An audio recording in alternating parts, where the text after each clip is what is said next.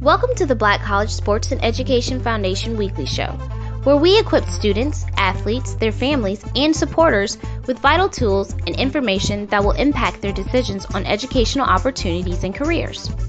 Tune in every Thursday night at 7 Eastern Standard Time as we host prominent guests from a variety of backgrounds, such as education, sports, medicine, and the corporate world. Remember, the Black College Sports and Education Foundation is your one-stop resource center.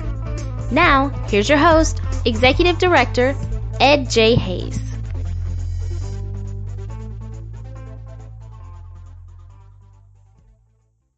Hi, everybody. Welcome to the Black College Sports and Education Foundation podcast series. I'm your host, Edd J. Hayes, the Executive Director, and the foundation was established actually to provide a gateway for unlimited access to information about historically black colleges and universities, and of course we've expanded now to the general college situation, plus added elements of community colleges and vocational skill training. Since that time we've developed this project, we've addressed the concerns that many families, their students, and others have about the rapidly changing times around the education opportunities that they face today. We have a program called the Comprehensive Preparatory Assistance Program, and it speaks to students, athletes, and their families who are looking to learn everything they need to know to be fully equipped to make the best choices, whether they attend a full-time college or community college, technical trade school, as I said. So we open up this discussion so that the audience can voice their opinions, share experiences, and engage in identifying and finding solutions that are relevant to all of us these days. Tonight's guest is Benjamin Green. Let me just give you a little background. I'm just delighted to have a young man come aboard who's a member of the Board of Trustees, South Carolina Independent Colleges and Universities, Inc., and he has been a recruiter for global companies for the South Carolina Department of Commerce, and is a business owner in an insurance firm that he owns. He's a graduate of Morehouse on the HBCUs, but he attained his MBA from the University of South Carolina. Before I get into too much, let's bring him on. This is Ben Green. How you doing today, Ben? Ed, good. How are you doing today? Thank you for having me. I'm more than happy to have you, man. You know, as I mentioned before, you're the author of Global Superstar, How Your Students Can Develop an Advantage Over Global Competition. And now I was intrigued by the title, first of all. And then after getting the book, I was really just enthralled by the amount of information that you have been able to experience and share with us through your experiences. And it just blows you away to know that on the average, we have been teaching out the young folks about basic education and not engaging them outside of the box, as I call it.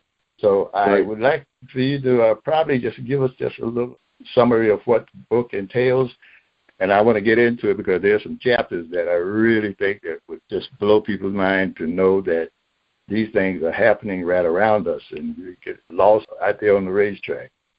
Yep. So Ed, well, first of all, I just want to thank you once again for bringing me on. It's a pleasure to join you, and it's an honor to be able to join you today.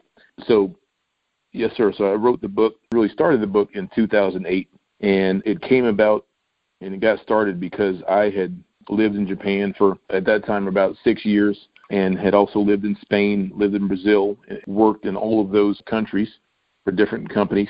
And I had moved back in 2007 to South Carolina, work for the South Carolina Department of Commerce to recruit companies for South Carolina from all over the world. So we recruited Japanese companies, and they still do recruit Japanese companies, German companies, Brazilian companies, Singaporean companies, you name it. They've come to South Carolina, and they're coming to the Southeast to set up shop and to be able to access the American market, but also to be able to produce here in the U.S. and in the Southeast and actually export a lot of their product to African countries, to Latin America, even sometimes to Asia, actually. So, for example, BMW is located in the upstate of South Carolina in Greenville and Spartanburg areas, and they actually export around 70% of their cars to Africa, to Latin America, to Europe, and even over to China, actually. So that's kind of my background. And in 2007, 2008, I was asked on several occasions to go talk with teachers and guidance counselors and career counselors in the high schools and middle schools around Columbia, South Carolina, where I'm from and where I reside now. And I was sharing a lot of my experience kind of overseas with them, and then also talking to them about what's going on in South Carolina and the types of companies that were coming in. And I was struck by the fact that a lot of them actually were not aware of some of the companies that were coming in and the types of jobs that these companies were looking for and the types of industries that these companies were in. And that, along with getting asked on many occasions about recommendations for how to go live in Japan or how to go live in Spain, I kind of started putting all that stuff together and all my emails together that I had put together for folks along with my presentations and speeches, and started writing the book. And so the book title is obviously the Global Superstar, How Your Students Can Gain or Develop an Advantage Over Global Competition. And, I mean, it speaks for itself, but at this point I'm not about students, one student or one professional having an advantage over another person or another student. What I'm about now is really making sure that everyone optimizes their talents and optimizes their opportunities. Well, we'll just jump right into the book itself with a few things because I know we have to value the time here. But the first chapter, why parents and educators should care. And these are the factors behind the increasing global job prospects for your students. I saw where you had a conversation with a family and you mentioned about China. Maybe children should study, like, with foreign languages, Chinese. And they probably bristle because what the heck are we going to speak Chinese in South Carolina? And I get it because I probably would ask the same question. But until you actually get the background in the book, you do elaborate on this, why it's important that we have to expand our horizons and not be stuck in the boxes out, okay, like we had to back in the day. You know, you learn English, and if you're fortunate to be in a school that taught you French, that was the extent. Right. But we're global now in every aspect.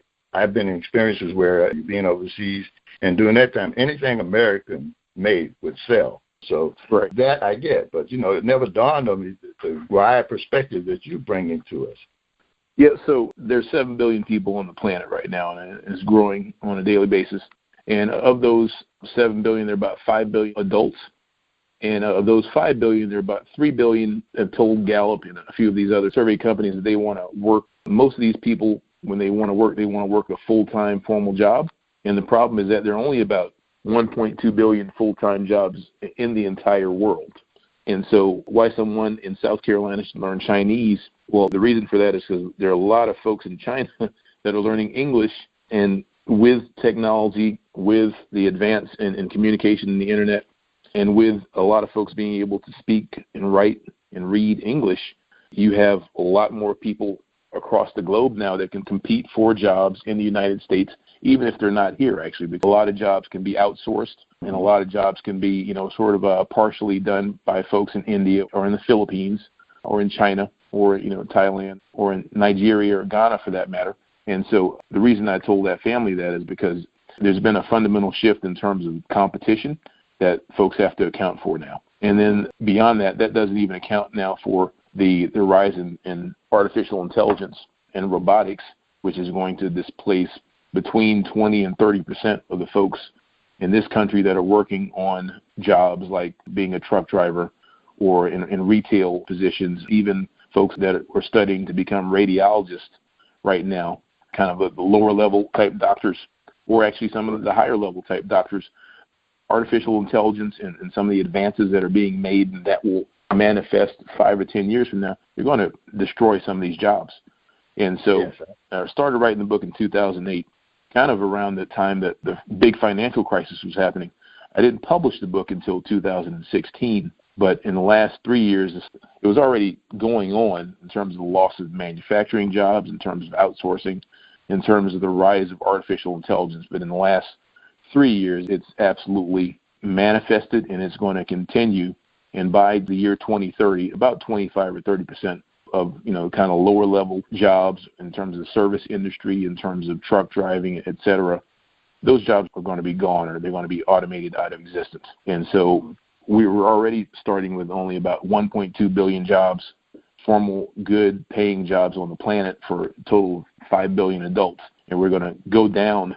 We're going to go down to probably about 900 million total. And so that's why any student in the country and any young person, and I say young, anyone really under the age of about 57 or 60 years old, they need to be thinking about constantly upgrading their skills and looking forward to see what they need to be prepared for.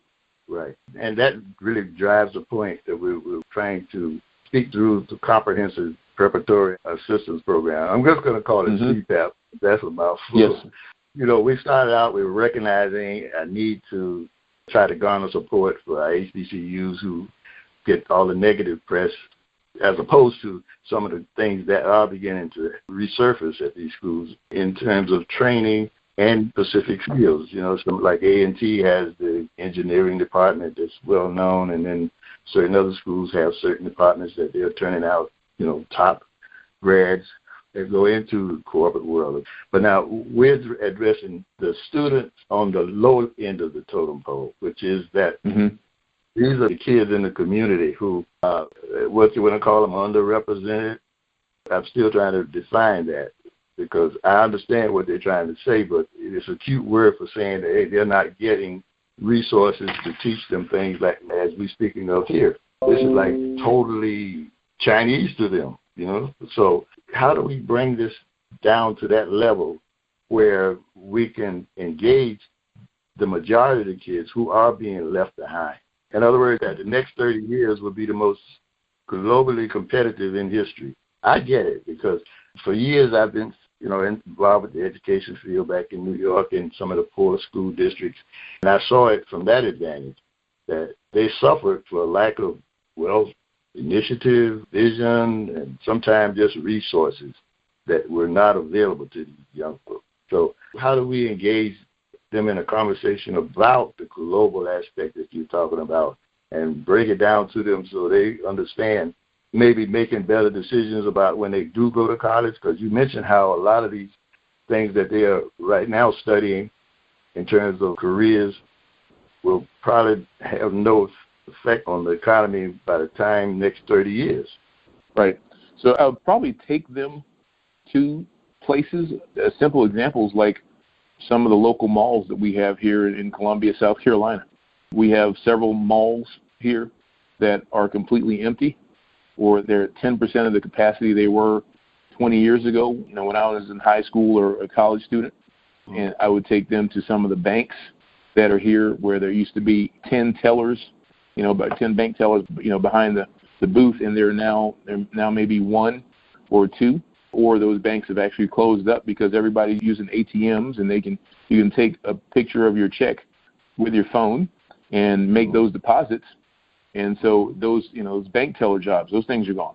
And even a more simple example that they would get 100% is if they go into a Food Lion or a Bi-Lo or a Walmart, you will notice, everyone notices now, that instead of having a person on every aisle to check you out as a cashier, they may have 2 or 3 of those lines with human beings on them that can check you out. And then otherwise, you're welcome to go over to some of the self-checkout centers yourself and one of those stations and check yourself out. And they may have one person over there to help manage, 15 checkout lines, basically, self-checkout lines. And so those are like visible, tangible examples that people can see, that they can begin to see to say, okay, this is happening in terms of the artificial intelligence, in terms of the automation that's definitely happening.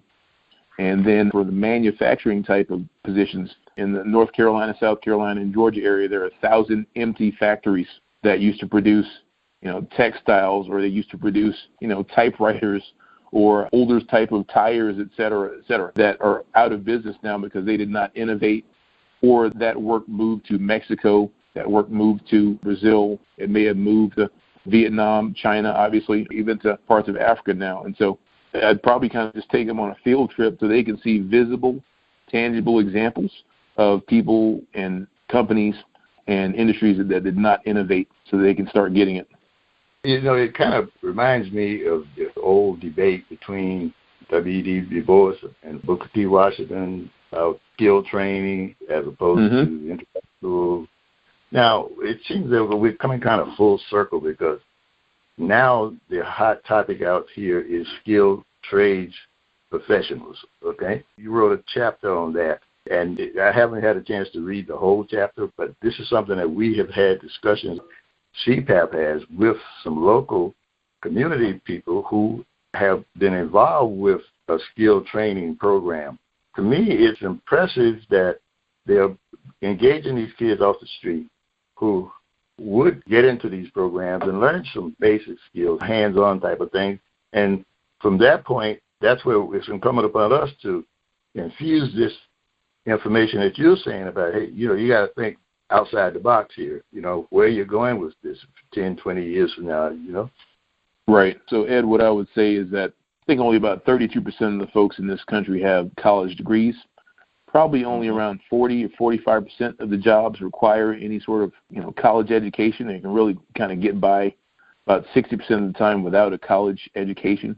But certainly certifications for things like, HVAC work or plumbing, for auto mechanics and so forth, even for a lot of the IT, the information technology certifications, you can get by with just a 1-year certification, 2-year community college degree, or even less. I mean, there are programs you can take that in 3 months will have you up and running really well in the industry. So I would say that that's an option that at least 60% of the population should be taking a look at. And when I was in high school, I did not think at all about going into the vocational skills, quote unquote. I was, I'm going to college because college is kind of high and mighty, and that's the thing that, certain levels of folks do. Well, bottom line is that after I actually had a full scholarship going into Morehouse, and I promptly lost that scholarship at the end of my sophomore year because I had not done enough research on my own or been prompted enough on my own to do research about what I really wanted to do with my career. So after being a dropout, I ended up taking on $27,000 in student loans. And when I did come back, because I had to pay for the college instead of it being paid for me, I was about 5 times more focused. So it ended up being a good thing for me. However, for a lot of folks now, about 40% of the folks that enter college, they will never finish, okay? Over a 6-year period, they will never complete college. If you add that on top of the fact that a lot of them are typically taking on $25,000 to $30,000, maybe $50,000 in student loan debt to go to college each year, particularly if you do not finish, that's been a financial and just personal disaster for you. And so a lot of those folks would absolutely be better off going into a trade. By the way, plumbing, HVAC work, some of the weldings, a lot of the craftsmanship, et cetera, that stuff is not going to be automated away for at least another 20 or 30 years. You're not going to have robots going under your house to work on your plumbing or coming into your house to work on your toilet. It's extremely non-automatable work that AI cannot replace easily. And so the ironic thing is kind of coming full circle now. A lot of the trade skills, quote unquote, they're really sought after because a lot of people are not going into them. And the people that are in them, like our plumber, you have to call 12 or 15 of them to get one of them to return a phone call and come and, charge you $300 to fix your toilet. And so some of those trade skills now, they're fantastic opportunities, especially as we see the march of AI. And then to return to the college track now, half of the students coming out of college, and I would argue even half coming out of grad schools and even law schools, business schools, I got my MBA, half of the folks coming out of these schools, they're going into positions that did not require a lot of these degrees, or they're not going into the field that they studied for. I meet people all the time that have $85,000 in student loan debt, or they have $150,000 in student loan debt. I've met a young lady she has $235,000 in student loan debt. Oh, I can agree with you. And she's just now figuring out kind of what she wants to do after, getting a 4-year degree, and then she started law school for like a year or so and then went to business school. What I would say is that for any parent, for any guidance counselor, for any college or career counselor for these students that are going into college, or even folks that are considering, post-grad degrees and PhDs, you really have to take a look at the return on investment now and whether it makes sense for you to go down that route or go down another route, or even take that $250,000 that you'd be spending in college and maybe plow it into an entrepreneurial venture that you may have started as a high school junior, senior, or a college sophomore or something, like Bill Gates or Mark Zuckerberg did. So these days it pays off handsomely to evaluate your options from the skilled trades all the way over to college and beyond, and even to entrepreneurship opportunities. Yeah. A couple more things out of the book, and then I want to ask you a few questions about the HBCU experience, because I know you're on the board of the South Carolina, Independent colleges and universities. Yeah. First, I want to touch on this global athlete, the musicians and entertainers. This is something that I've been involved with pretty much all my life with sports, and moved from into the back of the room and working as a sports writer, editor, and getting into doing history and legends. And I've engaged with a lot of athletes, mostly ones that we know these days. And there really is a side that the young folks don't get to see. Is that these athletes, they're making all this money and they have no idea of how to process this whole thing. And they end up, some of them in worse condition than we are. They start out signing millions of dollars with the country. And you wonder, how can anybody do that and end up poor or desperate? But you have to see it from the inside out, how that really happens, but they're not prepared. Like you said, this global market thing, they got examples, and you gave some good examples, and people that we know. These are top athletes in the world who really use their resources wisely, and, of course, made it possible for others. They created situations for other people to make a good living. Right.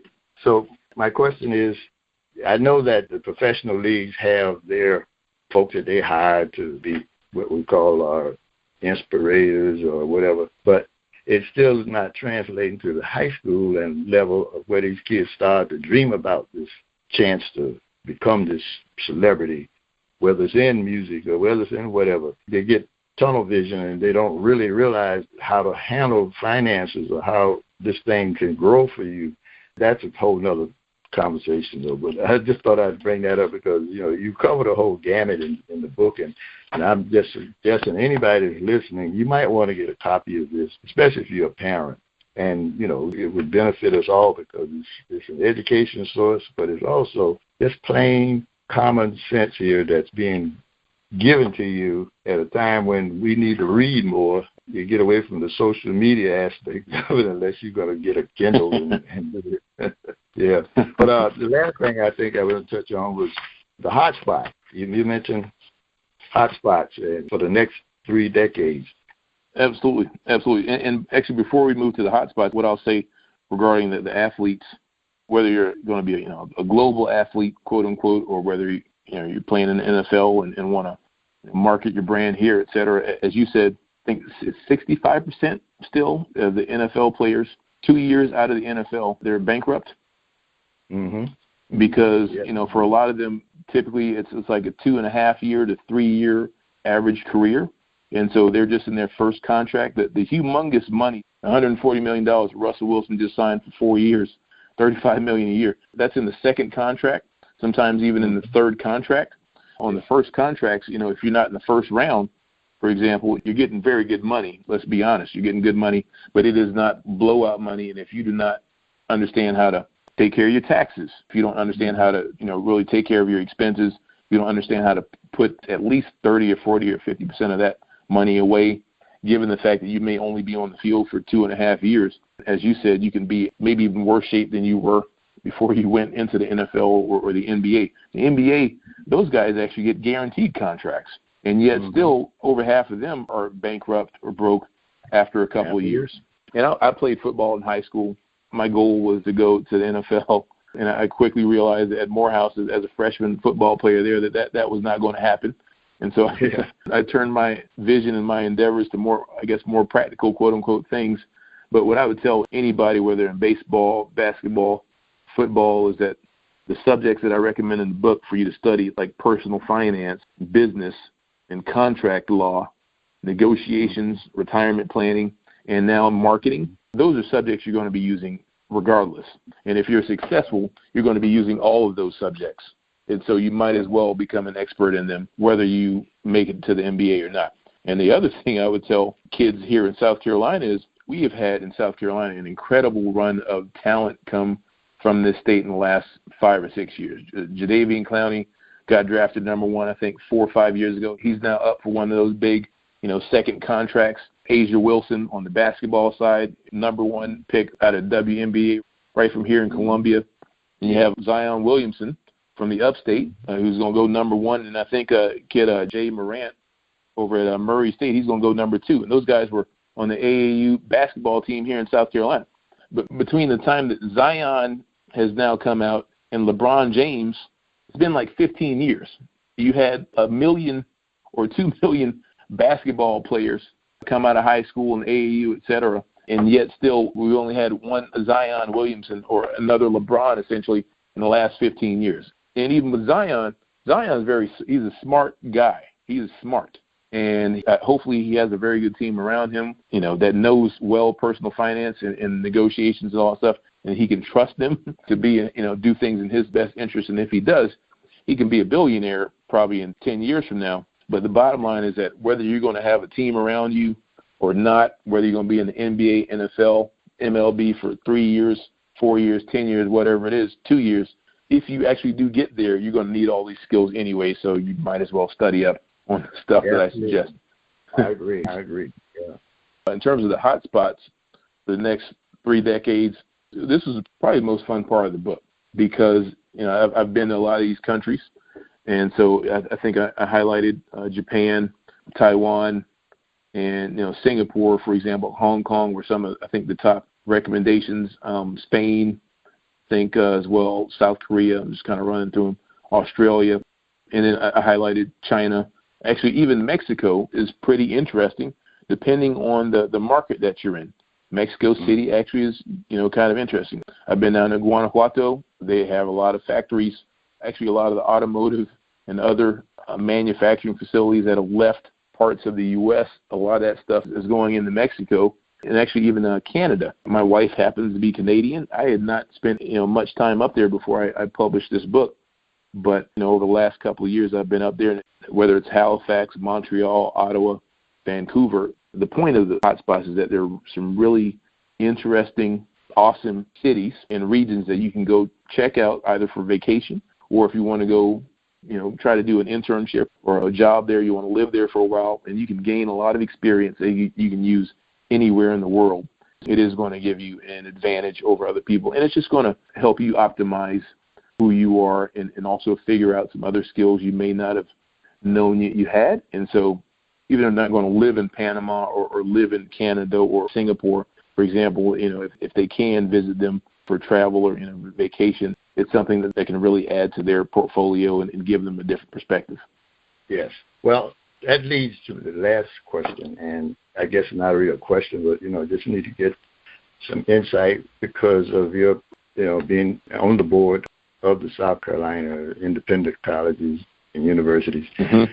I see the list includes Allen, Benedict, Claflin, Morris, Voorhees. These are HBCUs that are part of the system. Knowing that there are conditions there at each one of these schools that perhaps they address in terms of enrollment or, entitlements and just resources, period. In the big picture, and I know because you're a board member, you're not looking at a partisan situation. You all have to deal with the whole spectrum of schools here. But these schools, I'm not sure how they line up with any of the other colleges in terms of resources and things like that. But from what I know personally, some of them in their struggles, to survive, have met with some of the doomsday comments that have been floating around about HBCUs as a whole. How do you see these schools in their present situation compared to, say, some of the more prosperous schools on the list? That's a great question, Ed. What I would say is, regardless if you are Harvard with a $60 billion endowment or whether you're, a smaller school here in South Carolina or Georgia, for example, with, $1 million endowment, the next 10 years, next 10, 15 years, the higher education institutions is going to be, just like it is for the rest of us, the most competitive, the most brutal period that these schools have been through.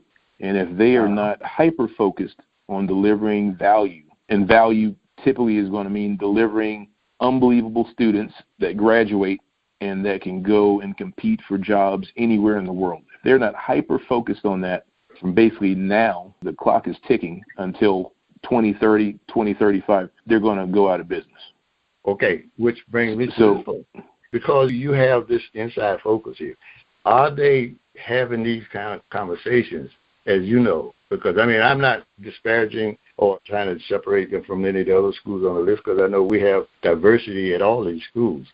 So it's not about black and white for me. It's about looking at them in some kind of equal situation. Are they having these conversations at the level that you're participating in about helping them to recreate themselves in a way? Okay, so we know that a lot of them started out basically perhaps as schools that taught trades, for instance. They were more skilled training from the beginning back in the old days, but then they, graduated to the level now where they have all these intellectual courses that are really important, as you know. So I don't disparage that.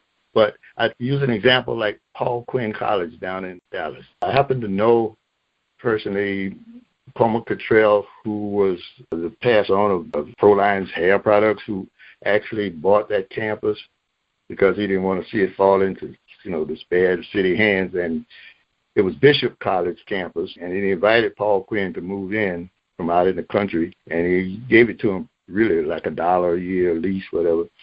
And they hired a young man named Mike Sorrell, who happens to be one of my classmates' son-in-laws. And he came out of PWI, Indiana University, highly accredited young man, and turned that program around because they were soaked in red. And how he did it was simple. He went back to basics, as you said. It was a agricultural community out in the country, so he took the football field and turned it into a giant greenhouse and went back to agriculture. And today, he's being heralded as one of the brightest young administrators in the HBCU community. Mm-hmm. And that school is a prime example of how you reinvent yourself with the times. Same thing out at Harris Stowe College. And, of course, Claflin University. Mm-hmm. Now there's a great example. Dr. Tisdale, I know a lot of those guys down there who are in administration because some of them, like Drexel Ball, used to be in the sports information stuff. We worked together for years. And Drexel's a Morehouse man, by the way, so so thank you very much. Yeah. I'm joking. Yeah, I know, but I know a lot of you guys, yes. And, and I've always been impressed with the quality of young men and the Spelman young ladies. Oh, it's just, people don't even know. Boy, we will go there. But let's just say, how do we get them on a roundtable situation here just among themselves? Because, they have been segregated to HBCU segments of society. They can't get away from that. That's who they are. But one of our other board members who happened to be the ex-commissioner of the MEAC conference and the EIAC, who's been working with, the HBCUs for a long time, has a very hot opinion about how administrations aren't really meeting their agenda, their priorities aren't probably, just a bunch of things that I think internally people don't talk about. But we at CPAP look to partner with them because I specifically recall when I started this, I was really anxious to help try to promote athletics, which I've done for 30 years. And I know that, with the problems that they face with enrollment and, trying to get the top players, they're never going to get them. But being competitive, getting competitive young men to come in, because I noticed one difference between these schools at this level and the D1 superpowers is that you're probably not going to get a free pass at an HBCU, whereas, that's just not in their curriculum. You got to come to class somewhere. So, right. I applaud them for that. But, then the vision, like you said, about the future, how do we ignite enough interest for them to come together and say, what's best? We could use this to elevate all of us at the same time, and become that template. That's a great question. So probably along the lines of what you alluded to, a strategic analysis. So like a SWOT analysis of their strengths, their weaknesses, their opportunities, and the threats, and being brutally honest about it will probably be the first thing I would say is necessary. We all know a lot of the HBCUs are financially challenged in terms of endowments, in terms of, kind of keeping the cash flow going, in terms of hopefully recruiting some of the best and brightest faculty to then teach some of the best and brightest students. And by the way, I'm obviously a huge supporter of HBCUs. My family is heavily invested. I went to Morehouse. My dad went to Benedict College. My mom went to Alcorn State in Mississippi. One of my cousins went to Grambling. One of my cousins went to Southern. One of my cousins went to South Carolina State. One of my cousins graduated from Morris College. So my entire family is heavily invested in seeing to it that HBCUs do well and kind of, carry on a legacy. To come back to what they need to do in the next 5-10 years, doing that SWOT analysis and identifying what their strengths are, and then not just doubling down on their strengths, but probably tripling down on those strengths and what those advantages and opportunities are, and really kind of hyper-focusing and then executing on those strengths and on those opportunities. That's probably the only way they're going to thrive. Okay. Well, I wouldn't want to put you on the spot because I know that you have to be objective in your approach to this, but at the same time, I'd like to continue this dialogue, and perhaps we can help bring them to the table where they can have this conversation, a fruitful conversation. So that's pretty much everything I have. Really, I've just been so pleased to have this opportunity to engage you in this conversation, because we look at the parallel between your initiatives and, again, your investment in HBCUs and, of course, in the education system, period, and our commitment to helping the young folks have opportunity to see the options that are out here, because most of what you just elaborated on, they probably have never been exposed to it, but we have a chance now to bring this to them in their own neighborhoods, in their own settings, and speak to them about these things. And that would be a great experience for all of us, I do believe. So I appreciate it, and thank you for your efforts, and hopefully we can engage in this conversation when we are talking about how we can be of some support, and how perhaps if you have some comments on how we can, we really would love that. It's huge. Absolutely, Ed. I want to thank you for having me on. What I'll say in terms of why I'm so passionate about this, I brought the book out in 2016, and around that time I was transitioning back to a company I founded called Insurance Advantage, and I really had to focus on that company for the last 3 years, really kind of hyper-focus, as I've talked about, to make sure that the company was growing and getting to a certain level. But what's kind of brought me back around to really focusing some of my passion, I guess my free passion time, if you will, towards getting the message of the global superstar out there and getting the message of optimizing your potential and taking a look at different options. What's brought me back around to that is we've had a number of unfortunate incidents here in South Carolina, both in high schools and also in colleges recently, particularly involving young black men who obviously made bad choices or did not know some of the better options for them to take. And so that's brought it to light. And then out in California, 23 years after Notorious B.I.G. got killed by a black man, very likely, you had Nipsey Hussle, who quite frankly, I wasn't even aware. I had actually heard some of his music, but did not know his name. He got shot by a black man 23 years after Biggie got killed. And it just brought it home to me that clearly there needs to be a lot more dialogue like we're having right now. And clearly we need 10,000 more people like myself, people with all different types of experiences, athletes, artists, and musicians, doctors, lawyers, plumbers, HVAC folks, you name it, folks that have been successful in their field or building success, to come out and talk, not just to black students, black professionals, but, whites, Hispanics. I met Asian Canadians in Canada who are trying to figure out, what their next move in terms of their careers and so forth is going to be. And so this is something that needs to be done 10,000 times over, 10,000 times more.